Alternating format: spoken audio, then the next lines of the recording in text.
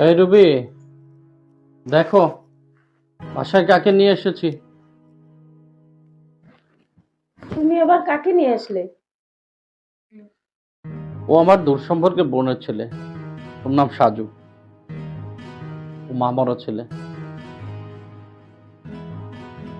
আজ থেকে ওকে আমরা আমাদের আদর স্নেহ ভালোবাসা দিয়ে বড় করে তুলবো। তুমি ওই আপদ বাসায় নিয়ে আসছো কেন? আমি তোমার কোনো কথাই শুনতে চাই না। ও আজ থেকে আমাদের এই বাসায় থাকবে, এই আমি বলে রাখলাম। ওর যেন কোনো অযত্ন না হয়। আমি অফিসে গেলাম। আচ্ছা, যাও।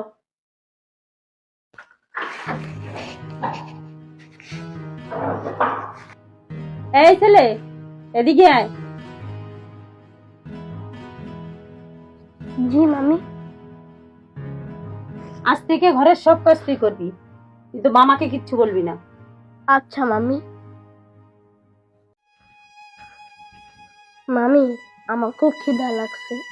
আমি সকাল থেকে কিচ্ছু খাই নাই। আমাকে কিছু খাবার দেবেন? সারাদিন শুধু খাই খাই করিস। অল্প বয়সে মাকে খেয়েছিস, এখন আমাকেও খাবি। সাজু, কি হয়েছে তোর বাবা? কান্না করছিস কেন? কিছু হয়নি মামা। সত্যি কথা বল বাবা, তোর কি হয়েছে? মামা, আমি সকাল থেকে কিচ্ছু খাই নাই। তুই দাঁড়া, আমি দেখছি। রুবি, এই রুবি, এদিকে আসো। কি হয়েছে? তুমি ওকে খেতে দাওনি কেন? তুমি আজই আমার বাসা থেকে বের হয়ে যাবে। আর এক মিনিটও আমার বাসায় তুমি থাকতে পারবে না। বের হও। না না মামা, মামিকে বের করে দিবেন না। উনি আমার মায়ের মতো। আমার মা নেই, ওনাকে আমি মায়ের মতো জানি।